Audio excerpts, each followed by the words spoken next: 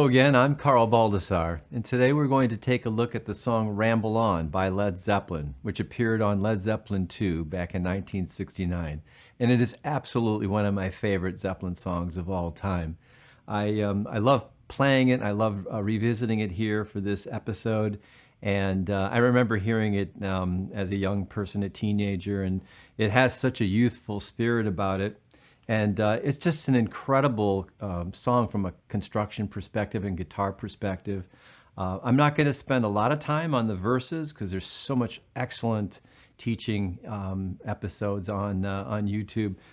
I'll just comment on these gorgeous verses in the sense that to point out the percussive nature of it, and also just comment a little bit on just the feather picking that's going on there.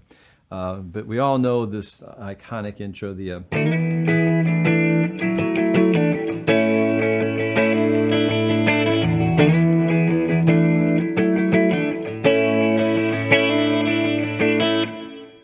and what I think about in on that verse is that it's really kind of it's just a continuous picking that's going on, and in the background, as you know, he's got the little pitter-patter drums, and so the right hand and the little drum pitter-patters are in sync. So the thing I think to make that thing flow, you know, the song's called Ramble On, and the way the music is supporting the notion of moving on is that you just keep rolling with the picking. So it's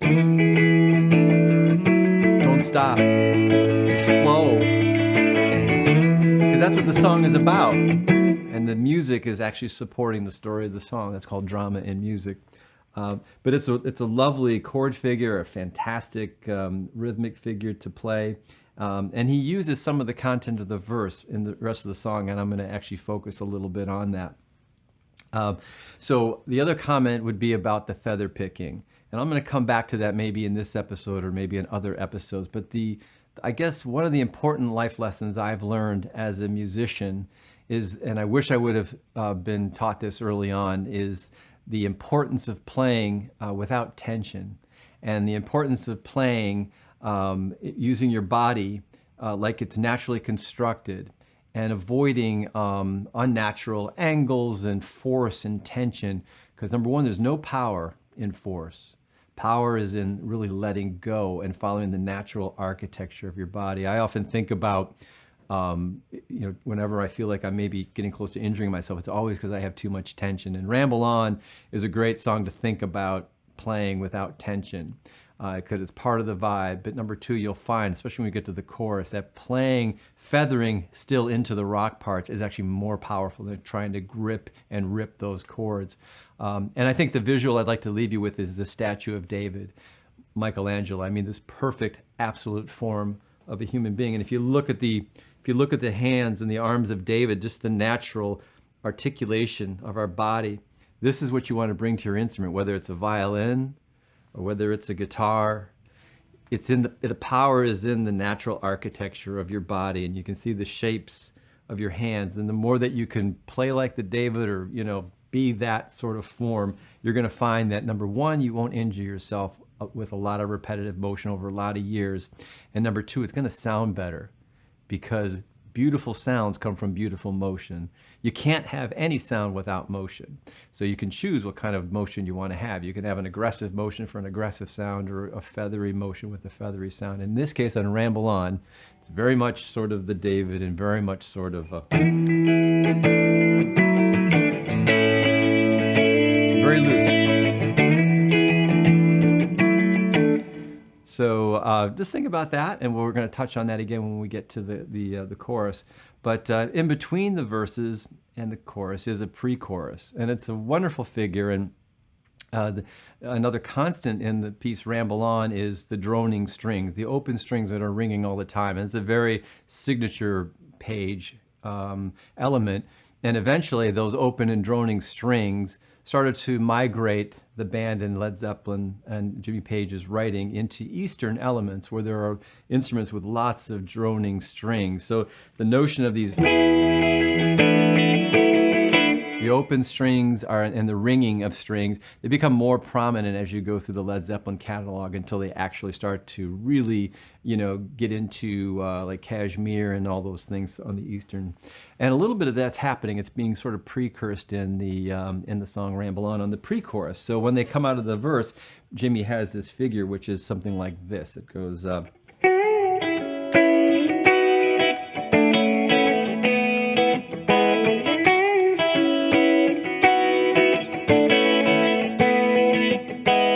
all that droning in there, you know, it's just so beautiful and floaty. It's keeping up with the concept of Ramble On. I'm adding my own figure into there, one thing.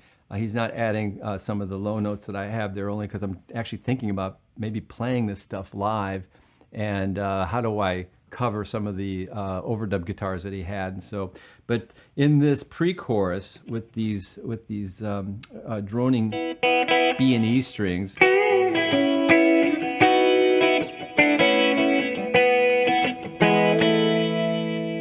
and the way I'm playing that with that droning and the feather picking, I think you get the vibe of the two guitars that are playing at that point, because Jimmy's actually playing something in the background. It sounds like it's like an E major seventh, and so it's going like,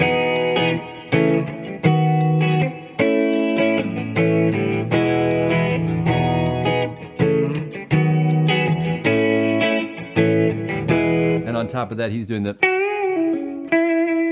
And I try to combine them a little bit just to fill it all out with one guitar. So it's... And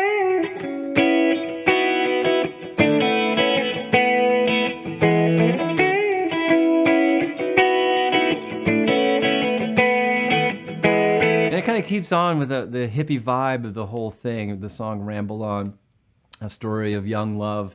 Not quite as impassioned as Whole Lotta Love, where that's really lustful. This is really sort of reflective, you know, type of mature, more of a mature love, but still youthful. And that pre-chorus with the droning sort of conjures that sort of free style. And when we now move to the chorus of Ramble On, this is absolutely one of my favorite moments of all time of Led Zeppelin and Jimmy Page. And it is so powerful, and it is so much fun to play. I mean, it just gets you moving. The key to the part, in fact, is that it doesn't come out of nowhere. In fact, Jimmy Page is actually quoting himself on the verse. So when the verses are starting, I got my guitar set up for the dirty sound, but you know those opening chords? Well, when he does the actual chorus, he's using the same chords.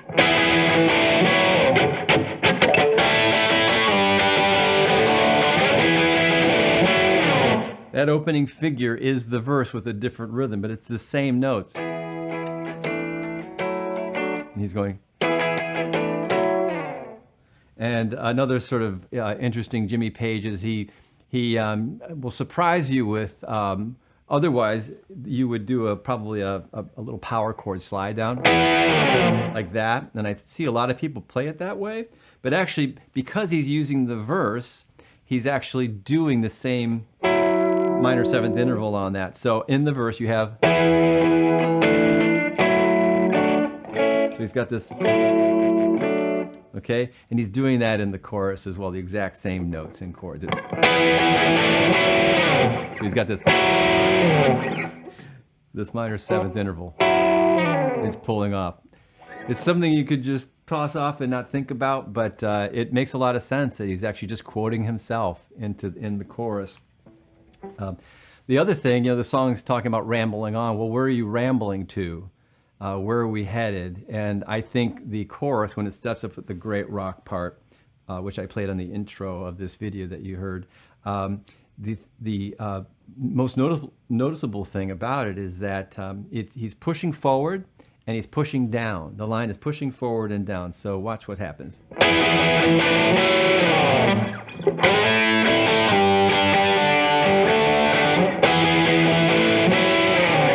Right? And then the whole thing is just sort of tumbling down, okay? And you want to have these little pushes into the chords, and he's playing these interesting, these perfect fifths, which you could play like that, but he's playing them by skipping the middle string, and it gives it a really kind of nice voicing to it. So you've got the, and he has that pull off and has the open D on there, which is just so rewarding to play.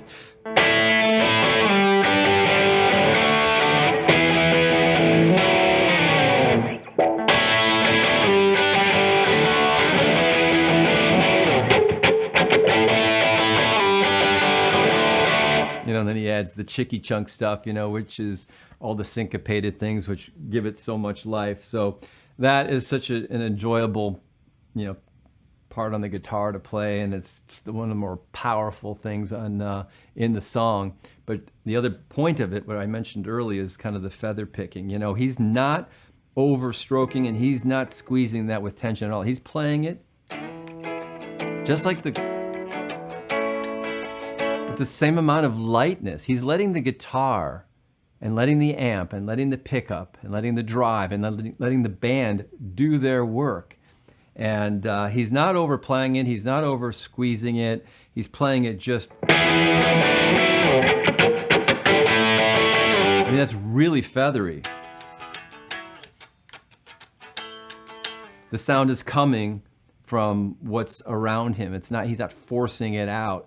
Because that would actually obscure and make it sound really quite ugly. When you overstroke, it gets really dirty, and you can hear more clearly the intervals and the articulation if you play with feather. And if you look at all great musicians, and especially guitar players, I mean, go watch Clapton, you know, just watch Ritchie Blackmore, and really pay attention to the lack of tension in their playing, and watch how feathery and gorgeous, but they're getting these enormous sounds because they're using power, which is kind of letting go and relaxing, versus force, which gets rather ugly at times and winds up you'll break down by using too much force.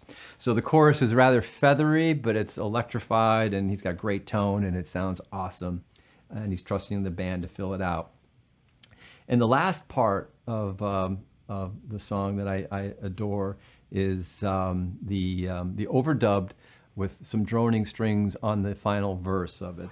And so he's got the verse going on the acoustic guitar, but he comes in with this beautiful open low string with these fretted upper tones into it. And it's really gorgeous. It's happening at the time when Robert Plant is singing and talking about the Tolkien lyrics. So, in the darkest depths of Mordor, I met a girl so fair, but Gollum, the evil one, crept up and slipped away with her. And actually, I think Ramble On was Robert Plant's possibly one of the first songs that he actually wrote lyrics to, because Jimmy Page actually wrote the lyrics to all of Led Zeppelin 1. And he may have written some of the lyrics on Led Zeppelin 2, but my understanding is that Ramble On was Robert Plant, and Robert Plant brings this flower child kind of vibe to it, and all that comes together with the lyrics, the flower child kind of vibe, the message of Ramble On, and the way it's all just strumming and flowing and rambling on like a brook. I think it all works great together. So after they come out of a chorus, they go into the last verse, and you get this from Jimmy Page. You get this beautiful. So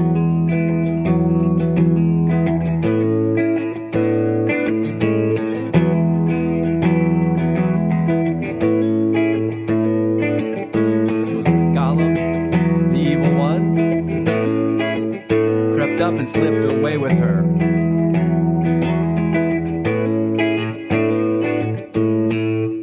That never gets old when you play that. It's just so gorgeous. And again, it's feathery picking through the whole song, and that piece really reacts well.